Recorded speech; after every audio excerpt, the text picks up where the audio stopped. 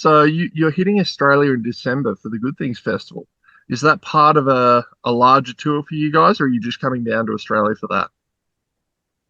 I mean, we kind of looped it into the Black Tour with our all the different tours we've done with this album this year. So yeah, we kind of fit that into the whole concept. Yeah. Now, I this is something that's very important for a man coming to Australia. You're a Scandinavian man coming to Australia in December. How do you plan Yeah. on surviving? Does it get hot? Does it get hot? My dude, you are going to melt if you've grown. Have you're a man from Sweden. Do you own shorts? Barely, barely for traveling. Yes, might need Yeah. to. Yes, I recommend a pair or two because yeah, it's gonna be warm, man. Have you I mean, been? I'm telling you, it's gonna be a nice break from our very long winter season over here in Sweden. But you guys have Sweden has produced, some of my favorite acts of all time. What do you think it is about Sweden that kind of has that pedigree, that musical pedigree? I'm always thinking it's that seasonal depression, the very long winters. Yes, No, but I mean, jokes aside, I mean, there's been so many influential bands and songwriters coming out of Sweden. I think that type of creativity just, it sparks something and inspires others to do the same. mm. What were some of the when you were growing up, mate? What were some of the albums that changed your life? Ooh, albums that changed my life. That's a heavy one. I mean, I definitely think um, the Come Clarity album from In Flames was like one of those defining albums for me personally that really got me into heavier music.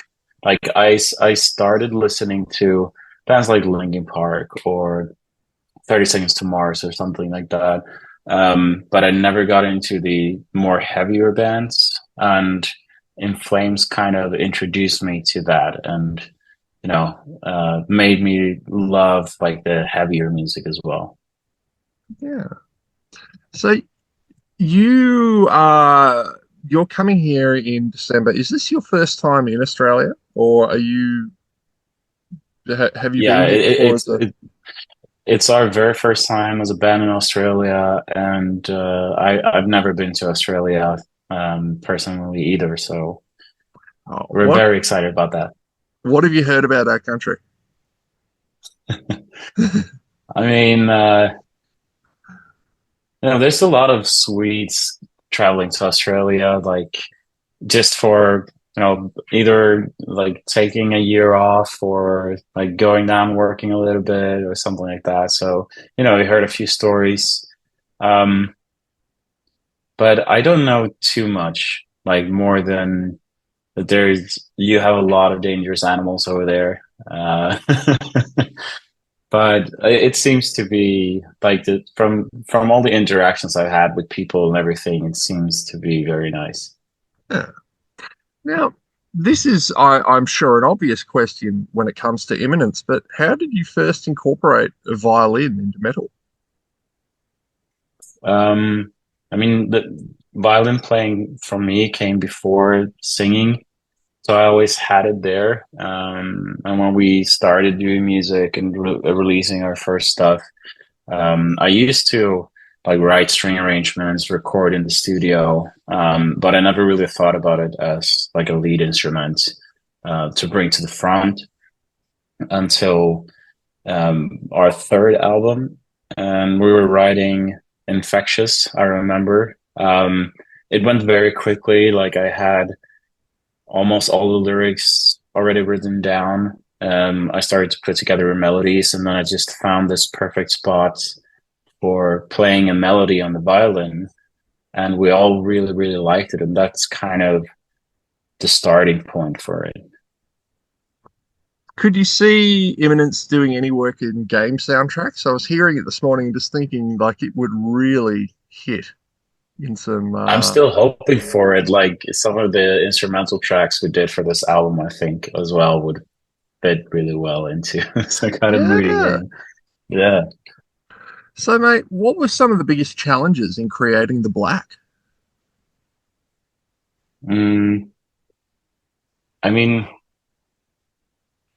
I wouldn't say that we really had any big challenges. This has probably been the album that was the sort of easiest for us to write. Like we were just fueling with creativity. We kind of knew where we wanted to take things.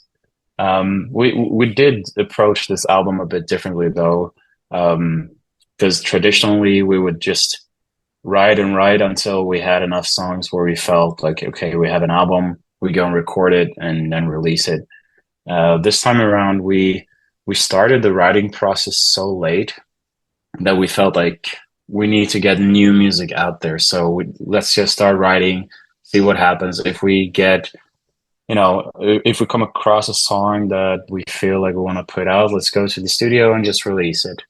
But it turned out that we just released every song that we wrote because we were really happy with them and we were feeling like that it's taking shape towards this thing, towards what would be the black. So yeah, it was quite an effortless journey in one sense, at least in the creative part. Now, mate, Imminence has been going since 2009. How have you seen the music scene in Sweden change over that time? I mean, it's changed so much, especially like on a small local level. Because I remember when we started out, and we're from very, very small town. You had so many local shows, local bands, little things happening. I mean, it's not a lot of people, but it's still things happening everywhere. For the kids to express themselves through music and everything, and we really felt that kind of starting ground where like the bands could take their first steps, test the waters, that kind of disappeared. And it's quite sad to see. And as well, like in the music scene in Sweden, it's always been difficult for like this type of music. I feel for the first time in a long time that it's kind of growing again. Our type of music and this type of genre, we're getting more interest and yeah, more things happening again, and that's great. Nice. Now, mate, the obviously the probably the biggest metal performance in history really took place earlier this year when Gojira played the opening ceremony of the Olympics. Uh, if Yeah.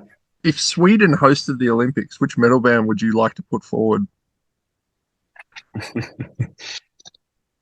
Mm, I mean, I'm kind of biased towards In Flames, Yeah, yeah. but yeah, yeah. No, fair. I was like sitting there going, there's a chance he's going to say Imminence. Do it, do No, no, no, no, no. it. Now, here's a weird one for you, which you can have some fun with. If you could play Imminence's music to any historical figure, living or dead, who would you pick and why? And what do you think they would make of your music? Wow, Yeah. that is a strange question. Uh, When you've I done feel like thousands I of would. these interviews, you get bored easy. So you get Yeah. Historical figure. Hmm. Is it just like anyone living just or literally dead, or is? it could be Napoleon. It could be whoever. You know what I mean? Hmm. Who do you reckon would blow? Like if you could like play metal music to Beethoven or something like that. Yeah, I mean, depends on at which state in his in his life being being deaf, but yeah, maybe to a classical composer just to see the pure shock probably. But I think they just I think they just think it was noise or something.